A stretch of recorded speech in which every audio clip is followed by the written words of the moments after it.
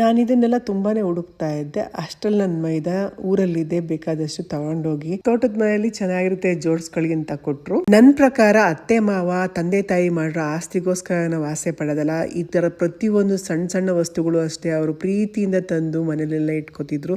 ಅದ್ರ ಮೇಲೆ ಇದ್ದ ಅಭಿಮಾನ ಅವ್ರಿಗೆ ಎಷ್ಟಿರುತ್ತೆ ಅಂತಂದ್ಬಿಟ್ಟು ನಾವು ಹೇಳಕ್ಕಾಗಲ್ಲ. ಅಂತ ವಸ್ತುಗಳನ್ನ ನಾವು ಕೂಡ ಕಾಪಾಡ್ಕೋಬೇಕು ಅನ್ನೋದು ನನ್ನ ಅಭಿಪ್ರಾಯ. ಇದು ದೀಪಾಲೆ ಕಂಬ ಅಂತಂತಾರೆ. ಇದು ಮರದ್ದು, ಇದು ಹ್ಯಾಂಡ್ ಮೇಡ್. ನೋಡಿ ಎಷ್ಟು ಹಳೇದಾಗಿದೆ. ಇದು ಸುಮಾರು 150-200 ವರ್ಷದ ಹಿಂದೆದಿದು.